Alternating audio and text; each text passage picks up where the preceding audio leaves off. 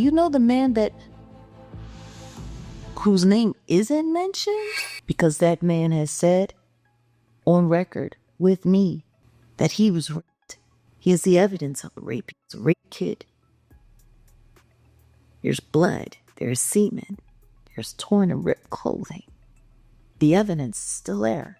Not the government getting exposed for helping Diddy hide his male victims. Ally Carter blew the whistle a while back that the DA was allegedly helping Diddy pay off and hide victims because the testimonies they were going to give in court would also expose high-profile politicians, but no one took her seriously. Well, Jaguar Wright has stepped into the chat to back up those claims. But unlike Ally, she's putting her life on the line to put out recruits about who those exact victims are, as well as the names of the politicians the government is trying to protect. Folks weren't lying when they said Diddy got off easy because he had major T against politicians. I mean, this man went from facing over 100 years in prison to now barely serving 4 years. That kind of sentencing never happens unless there's some serious power play going on behind the scenes. And honey, Jaguar is stepping in as usual to tell us what is really going on. Let's get right into it. Now, if y'all remember, Jaguar Wright was part of the folks that really thought Diddy was going to spend the rest of his life behind bars. And the reason why she thought this was because the prosecution was really going in on him at the beginning. They were literally pulling out everything they had on him,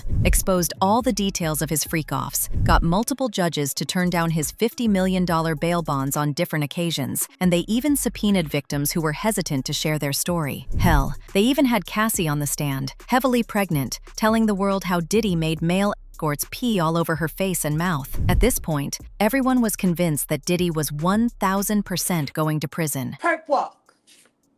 I want the twisty ties. I want him on the ground. I want people putting his head into the car. I want that. That's what they did to the kids. Yeah, there's never been an image of Diddy in handcuffs. No, we need that. We need that. I need that perp walk. So as I keep reaching out to victims, I can let them know it's safe to come outside. Now, as I said, Ally was initially meant to testify in court, but once they found out she was going to talk about these things she saw, they took her out of the witness list because they wanted her to talk more about Diddy's freak-offs instead of focusing on what he was doing to those kids. A lot of people believe the prosecutors never actually cared to put Diddy away for his crimes. They just wanted to humiliate him by exposing his freak-offs. If they allowed Ally to get on that stand and talk about the caged-up kids, it would lead to other powerful people in the industry, including politicians, and that's not what they want. Now, I heard that there was 100 witnesses on the case, and I don't know if they even got through all of those witnesses, but Maureen Comey is the prosecutor of this case, on this case in New York City, and she never asked about the children. And, you know, there's so many people who wanted me to be a witness on this trial, and I want to explain jurisdiction. I know some people don't understand jurisdiction. Honey, even Ally Carter was set to testify. However, just a day before she was supposed to get on the stand, she mysteriously disappeared. At the time, people thought she had been captured by Diddy's people. A key witness in the Diddy trial has gone missing. This is super concerning because she is crucial for the case against one of the biggest names in music. She was actually going under a pseudonym like 3 other witnesses in the case, but she decided to waive that right and reveal her identity in her testimony. But now she's MIA. The federal prosecutors don't know where she is, her lawyers don't know where she is, and the prosecutors are using her testimony in the opening statement on May 12th. That's not that far away. For now, she's known as Victim 3, and she was subpoenaed, which means that she is required to be there. This all comes as the trial is finally underway this week. The jury will be selected by the end of the day. That's not that interesting. They're all going to remain anonymous. What is interesting is the list of celebrities who were shown to potential jurors to see if they knew them. Those names included Michael B. Jordan, Mike Myers, and Kanye West, none of whom are actually implicated in the case. But Ally showed up again exactly a day after Diddy's trial ended, and baby, she had a whole lot to say. Apparently, she was supposed to testify, but once the prosecutors found that most of her testimony was also going to incriminate people way beyond Diddy alone, they took her out of the witness list and kept her hidden till the trial ended. Ally also went off on the people who have been begging for Diddy to be released because he has kids who still depend on him. She said Diddy didn't care about the fact that she was also someone's child when he decided to SA her at 15 years old. He also didn't have any problem manipulating Cassie when she was 19, but we are mayor supposed to feel bad for his kids? Ali accused the prosecutors of helping Diddy get off on those charges. She brought up the fact that the feds knew about Diddy's freak-offs and criminal enterprises all the way back in the 2000s,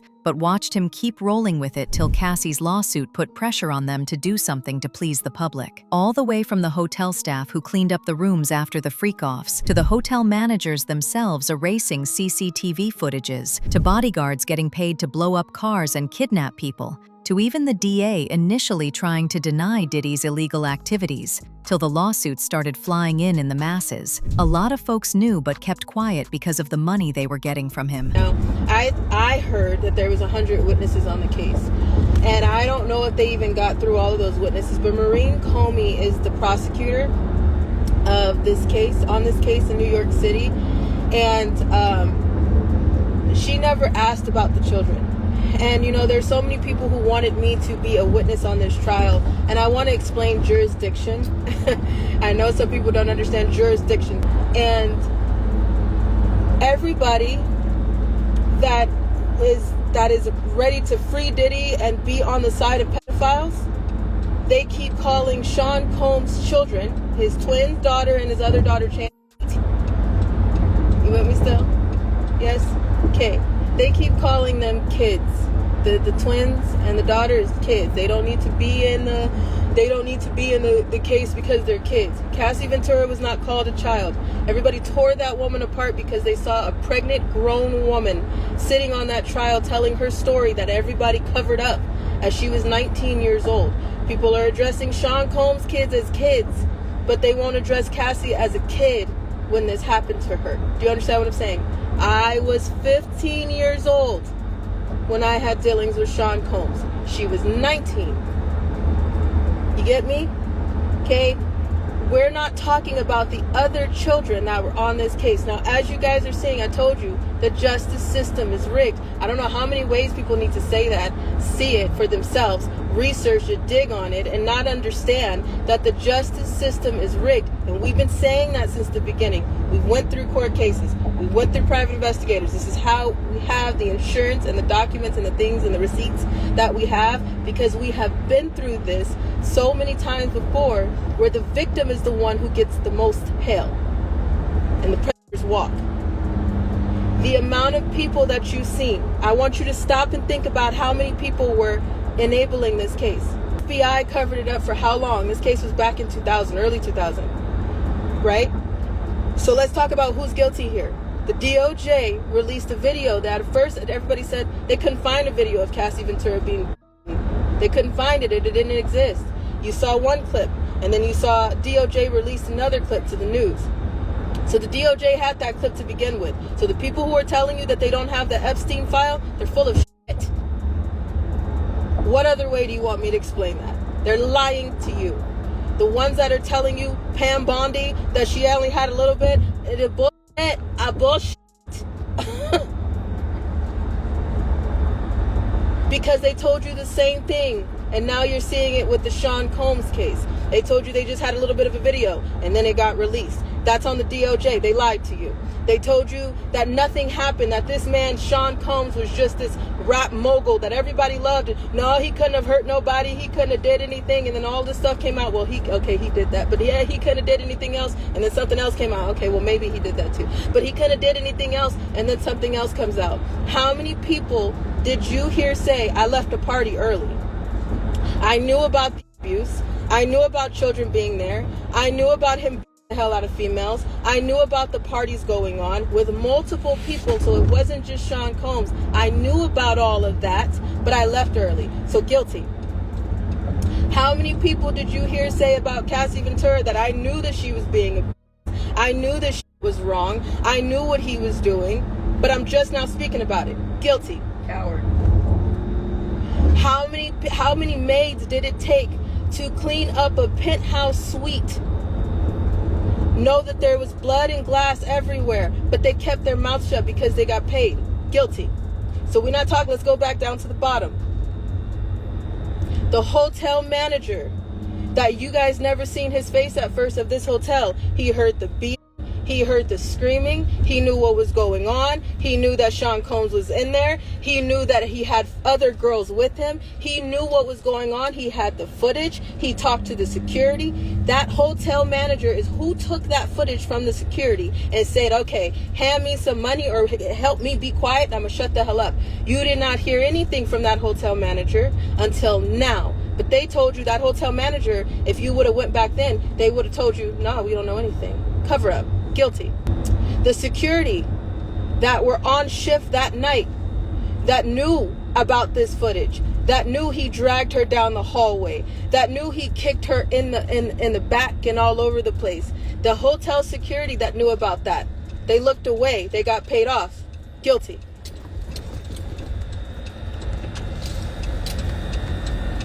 How many ways now the FBI that have had all of this information for a really long time looked away from it as well?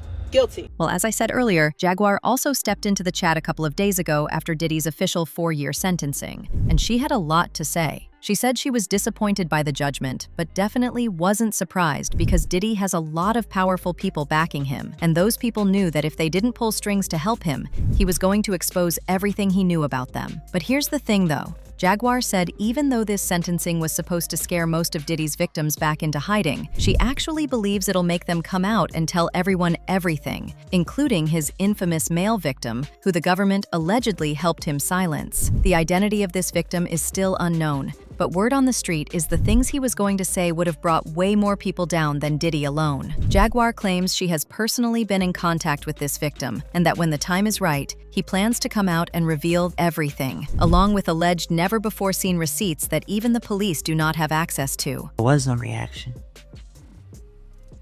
I was expecting it. And considering the conversation that I'm having with a witness slash victim slash survivor, it's all par for the course. I've been saying for years that these people that are in power in our nation have the ability to make reality disappear. I've been saying that for years too. I guess nobody was really listening. And now I'm actually grateful for the verdict, because now people can know that I wasn't pulling anybody's leg. This is how it works. And what this verdict has done has scared a lot of people who probably were thinking about coming forward. But then, when I look at the other side of it, I think this might embolden some people to come forward as well.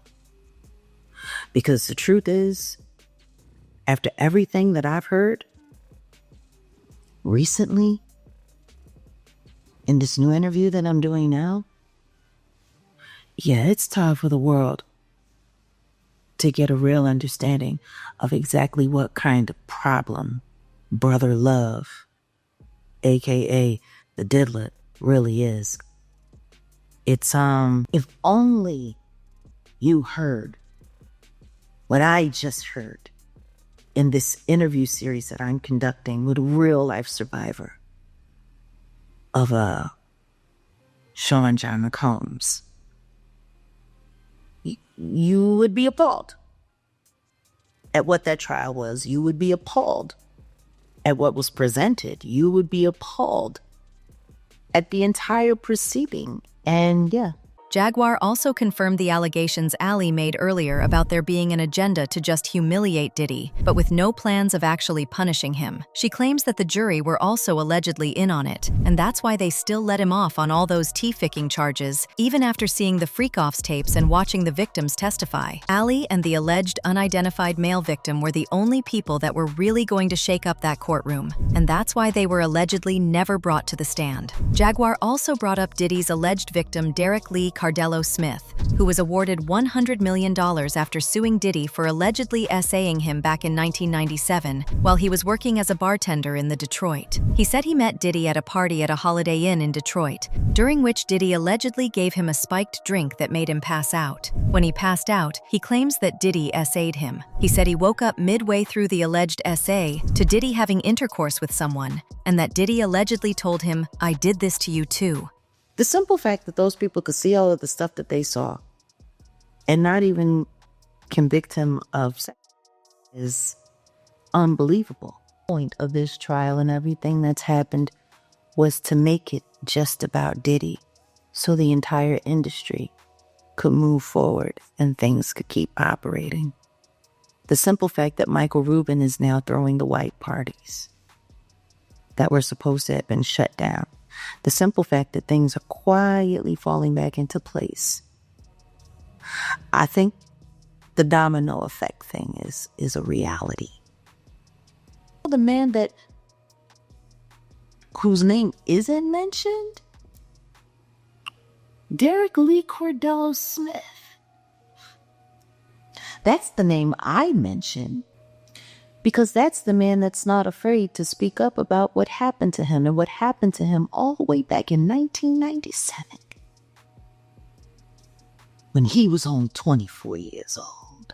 Nobody's talking about why Brother Love went to a prison in Detroit to have a conversation with a man who's gone on record and said that not only was he robbed, but he was physically assaulted and framed and put in jail for nearly 30 years of his life. And then the next thing you know, here comes that raid. And then the next thing you know, blah, blah, blah, blah. And then a week before Diddy was taken into custody, he was granted a judgment of $100 million default. Diddy was arrested, and the world didn't find out about that. Whew, Jaguar is back, y'all. And this is just the beginning. As y'all heard, she's interviewing the unidentified male victim, and it's just a matter of time before she pops out with it. As usual, people had their own thoughts, like this person who said, "The more I listen to her, the more I get scared of the industry." Another person said, "When the public start clocking in and start using their brains, they will be grateful for Jag's courage of stepping up and revealing the industry's evil deeds that have destroyed so many innocent lives." But now I want to know your thoughts. What do you think of Jaguar Wright going off on the government for allegedly helping Diddy to silence victims? And do you think this alleged male victim's testimony really stands a chance in making Diddy get thrown back in prison even after he comes out? Let me know your thoughts in the comments section below, and don't forget to click here to watch this other messy video.